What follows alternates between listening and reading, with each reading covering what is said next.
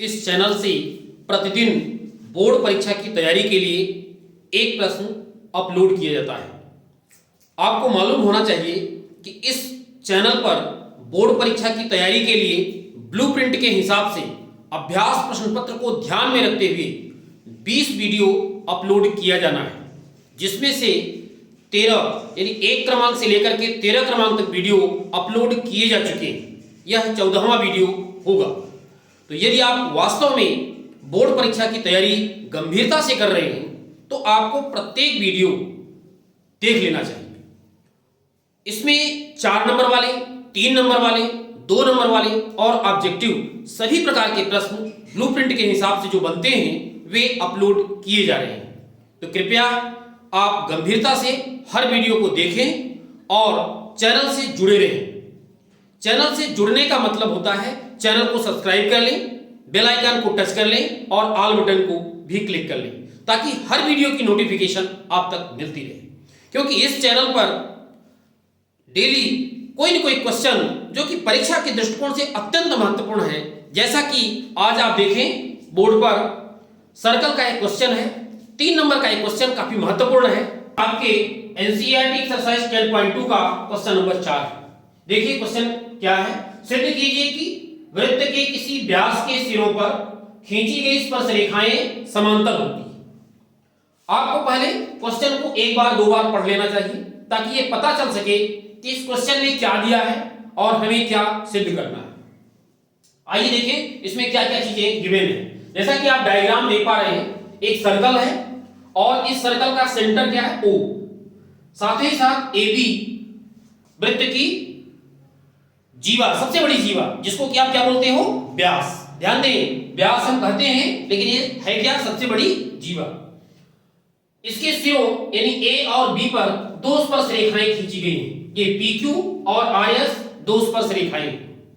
इतना चीज गिवन है, एक वृत्त और व्यास के सिरों पर 2 स्पर्श रेखाएं।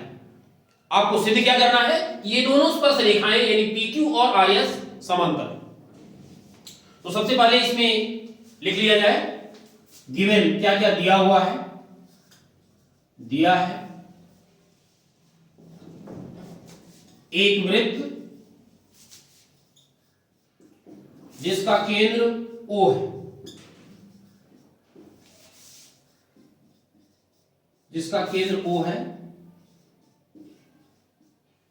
AB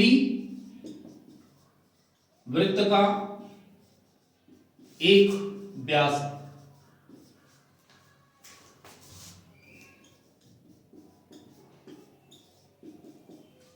जिसके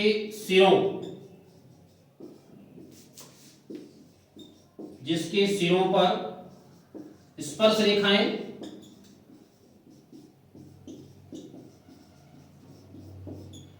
PQ तथा RS खींची गई।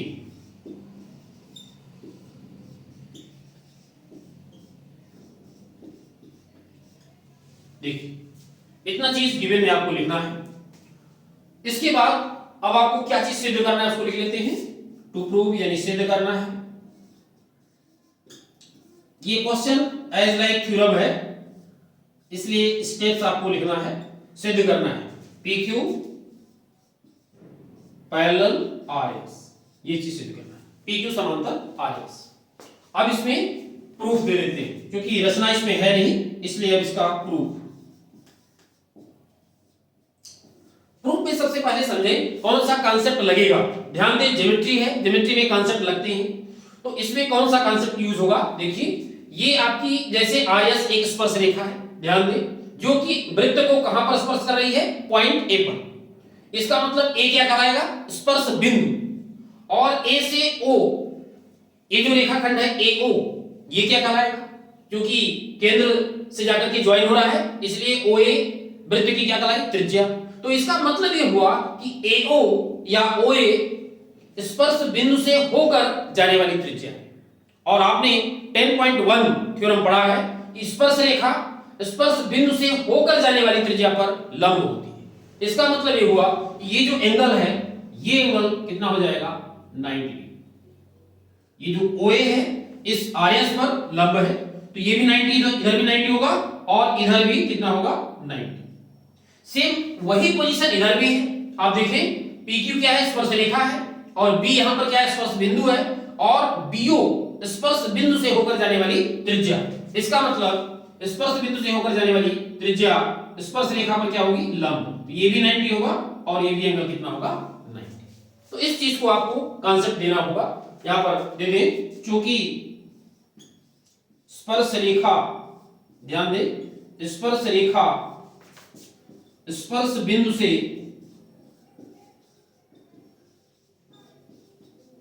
होकर जाने वाली त्रिज्या, होकर जाने वाली त्रिज्या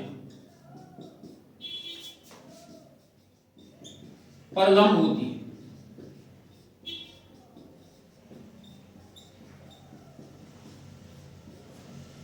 लंब होती है। इसका मतलब हुआ कि OA, इसका मतलब OA परपेंडिकुलर हो जाएगा किस पर, RS, साथ ही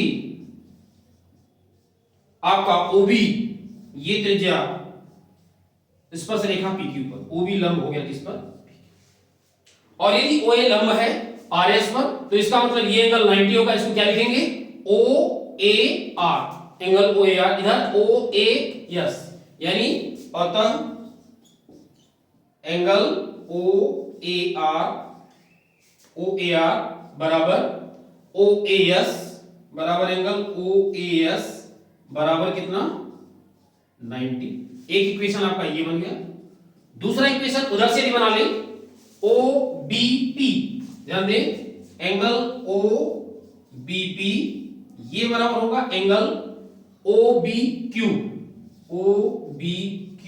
ये भी कितना होगा, 90।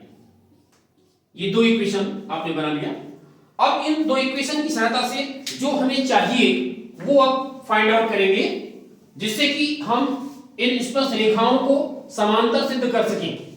अब ध्यान दें आप, यदि हम इस एंगल को ले लें, ये भी एंगल 90 है और ये भी एंगल 90 है, इन दोनों एंगल को यदि हम लें, यानी एंगल OAR, इसका मतलब समीकरण 1 व 2 से यहां ले लें, समीकरण 1 व 2 से हमें क्या रिजल्ट मिल रहा है, एंगल OAR